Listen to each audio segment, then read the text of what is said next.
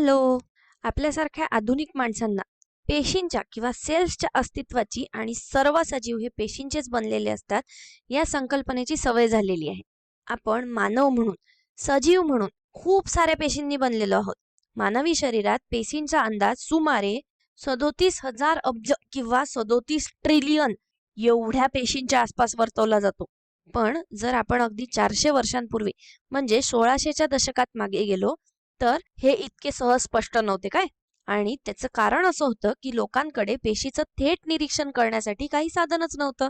या पेशी आजूबाजूला आहेत हे त्यांना माहितीच नव्हतं. अगदी एकपेशीय सजीव किंवा युनिसेल्युलर ऑर्गॅनिझम्स अस्तित्वात असतात हे देखील त्यांना माहिती नव्हतं. पण रॉबर्ट हुक यांनी केलेल्या कार्यामुळे हे सगळं बदलू लागलं. रॉबर्ट हुक एका साध्या किंवा आदिम सूक्ष्मदर्शकाचा वापर करू शकले आणि हे त्यांच्या सूक्ष्मदर्शकाचं चित्र आहे काय. जेव्हा तुम्ही हे चित्र पाहता तेव्हा तुम्हाला दिसू शकेल की आपल्याकडे आज जे आहेत त्याच्या तुलनेत हे किती साधं आणि आदिम आहे. त्यांच्याकडे इथे भिंग आहेत जे काही प्रमाणात विवर्धन किंवा मॅग्निफिकेशन प्रदान करायचे आणि त्यांना इथे वर एक ज्योत वापरावी लागायची जी प्रकाशाला अशा प्रकारे मार्गस्थ करेल जेणेकरून ते जे कशाचंही निरीक्षण करत असतील त्यावर ती परावर्तित होईल. आणि याचाच उपयोग करून त्यांनी 1665 मध्ये मायक्रोग्राफिया प्रदर्शित केलं आणि यामध्ये त्यांनी या सूक्ष्मदर्शकाचा वापर करून केलेल्या निरीक्षणांचे खूप वर्णन केले आणि चित्र काढले. या मायक्रोग्राफियामध्ये त्यांच्याकडे खूप आकर्षक चित्र आहे कारण ते प्रत्यक्षात खूपच चांगले कलाकार होते. यांनी याच्यात उवा आणि पिसू यासारख्या गोष्टींचे देखील निरीक्षणांचे चित्र काढले आहेत. आता ते फक्त उवा आणि पिसू यांचेच निरीक्षण करू शकले नाही. त्यांनी प्रत्यक्षात बुचाच्या झाडीच्या सालींच्या म्हणजेच कॉर्क्सच्या तुकड्यांकडे पाहिले आणि जेव्हा त्यांनी त्याचं निरीक्षण केलं तेव्हा ते म्हणाले की अरे, तुम्हाला माहिती आहे का की इथे हे छोटे छोटे चौकोन आहे जे कुठेतरी या बुचाचा एक मूलभूत घटक असल्यासारखेच वाटतात. आणि ते म्हणतात की हे चौकोन मला साधू ज्या छोट्या छोट्या खोल्यांमध्ये राहतात आणि आपला वेळ घालवतात त्याची आठवण करून देतात. आणि म्हणूनच त्यांनी याला नाव दिलं सेल्स किंवा पेशी. आणि हा शब्द या मायक्रोग्राफियामधूनच आलेला आहे. ते पेशींना मायक्रोग्राफियामध्ये सेल म्हणतात. आता आपल्यासाठी दुर्दैवाने रॉबर्ट हुक हे एक उत्तम कलाकार होते आणि ते गोष्टींची चित्र काढण्यात खरोखरच हुशार होते आणि त्यांनी त्यांच्या मायक्रोग्राफियामध्ये खूप चित्र काढली. परंतु आपल्याकडे आता रॉबर्ट हुक यांचं कोणतंही चित्र उरलेलं नाही आणि ही एक खूपच वेधक कथा आहे. बहुतांश सिद्धांत असे सांगतात की प्रत्यक्षात आयझॅक न्यूटन यांनीच रॉबर्ट हुक यांचे आपल्याकडे असलेले एकमेव मूळ तैलचित्र जाळून टाकले होते. आणि ही एक दुसरी रंजक कथा आहे ज्याबद्दल आपण कधीतरी भविष्यात बोलू काय. पण रॉबर्ट हुक यांनी ज्या गोष्टींना सेल्स हे नाव दिले त्या मृत ऊती किंवा डेड टिश्यूज होत्या आणि ते त्याचं निरीक्षण करत होते.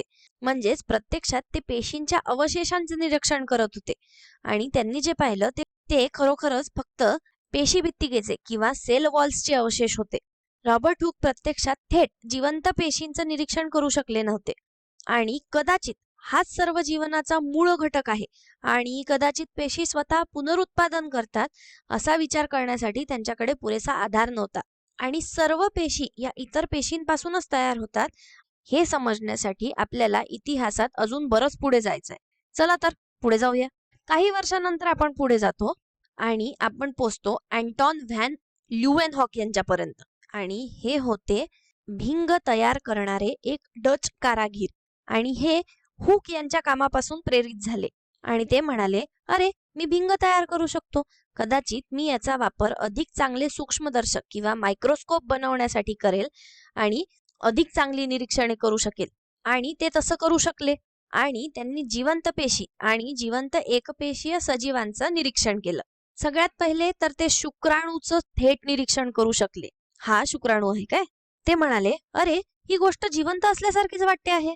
आणि ते प्रोटिस्ट्स जे एका प्रकारचे आदिजीव आहेत यांचं थेट निरीक्षण करू शकले आणि त्यांनी या प्रोटिस्टला नाव दिलं ॲनिमल क्ल्यूज जे अगदी छोट्या छोट्या प्राण्यांसारखे दिसतात. आणि त्यांनी म्हणायला सुरुवात केली की कदाचित हा जीवनाचा काही प्रकारचा पाया आहे किंवा किमान असे म्हणायला सुरुवात केली की अत्यंत सूक्ष्म पातळीवर प्रत्यक्षात जीवन अस्तित्वात आहे. पण पेशीचा एक पूर्ण आधुनिक सिद्धांत आपण भविष्यात अगदी 100-150 वर्ष पुढे जाईपर्यंत उदयास येत नाही. आता आपण येतो 1800च्या दशकाच्या सुरुवातीला. आणि जर आपण 1830च्या दशकात पुढे गेलो तर मॅथियस श्लाइडेन आणि थिओडोर श्वान हे दोन गृहस्थ चित्रात येतात. आणि हेच दोघं जण आहेत ज्यांनी आपल्याला आधुनिक पेशीचा सिद्धांत याचा पाया घालून दिला. त्यांनी जी निरीक्षणं केले आणि त्याच्यातून काही जे निष्कर्ष काढले त्याचा वापर करून म्हटले की अरे, कदाचित सगळे सजीव, सगळे जीवन हे एक किंवा अधिक पेशीपासून बनलेले आहेत. आता ही गोष्ट आज आपण सहज गृहीत धरतो, पण हे स्पष्ट नव्हतं. सगळ्या सजीव गोष्टींसाठी एक किंवा अधिक पेशी हा जीवनाचा मूलभूत घटक आहे किंवा मूळ घटक आहे हे स्पष्ट नव्हतं. मग पुढे याच पहिल्या विधानाचं अनुकरण करून तुम्ही असं म्हणू शकता की पेशी हा सजीवांचा पायाभूत घटक आहे. आणि ही दोन्ही खंबीर विधाने आहेत की सर्व जीवन जर तुम्ही पुरेशा सूक्ष्म पातळीवर गेलात तर तुम्ही पेशींपर्यंत, जिवंत पेशींपर्यंत पोचाल, ज्या या जीवनाला बनवतात. आता हे दोन विधानं संपूर्ण पेशीचा सिद्धांत नाही. आणि या दोन्ही गृहस्थांना माहिती होतं की पेशी इतर पेशींपासून तयार होऊ शकतात. ते पेशींचे पुनरुत्पादन करताना निरीक्षण करू शकले होते. परंतु तरीही हा एक अनुत्तरित प्रश्न होता की कदाचित काही पेशी इतर पेशींपासून येतात. तर इतर पेशी कदाचित त्या कशा तरी उत्स्फूर्तपणे निर्माण होतात. जर तुमच्याकडे योग्य घटक आणि योग्य परिस्थिती असेल, कदाचित त्या कशा तरी शून्यातूनच बाहेर पडतात. आणि आधुनिक पेशीच्या सिद्धांताचे हे तिसरे तत्व प्रस्थापित होईपर्यंत 1800चे दशक उजाडले. 1800च्या दशकाच्या मध्यापर्यंत आधुनिक पेशीच्या सिद्धांताचे तिसरे तत्व प्रस्थापित झाले की सर्व पेशी या इतर पेशींपासूनच तयार होतात. आणि हे तत्व प्रस्थापित केले रॉबर्ट रेमॅक यांनी. याच तत्वाचे काही श्रेय रुडॉल्फ विरशॉ यांना देखील जाते, जे तत्व होतं की सर्व पेशी या इतर पेशींपासूनच तयार होतात. पुन्हा एकदा कदाचित आपण निरीक्षण करू की काही पेशी इतर पेशींपासूनच येतात असं म्हणणारे ते पहिले व्यक्ती नव्हते, पण ते म्हणाले की ही एक मूलभूत गोष्ट आहे. सर्व पेशी त्या प्रत्यक्षात अशाच प्रकारे अस्तित्वात येतात, त्या फक्त कशा तरी किंवा उत्स्फूर्तपणे उदयास येत नाहीत. आता जेव्हा आजच्या जगातही केव्हा तरी लोक या शेवटच्या गोष्टीकडे पाहतात की सगळ्या पेशी या इतर पेशींपासूनच तयार होतात, तेव्हा एक नैसर्गिक प्रश्न पडतो की ही पहिली पेशी किंवा आद्य पेशींचा एक सुरुवातीचा संच नक्कीच असणार. आणि अजूनही लोकांना 100% खात्री नाहीत की या कशा आल्या. परंतु जेव्हा आपण पृथ्वीवरील जीवनाच्या उत्क्रांतीकडे मागे वळून पाहतो तेव्हा आपल्याला वाटतं की पहिली पेशी सुमारे 3.5 अब्ज वर्षांपूर्वी उदयास आली. आणि ती कशी उदयास आली किंवा तो संच कसा उदयास आला याच्याबद्दल आपल्याकडे अजूनही 100% खात्री नाही. पण काही सिद्धांत आहेत काय.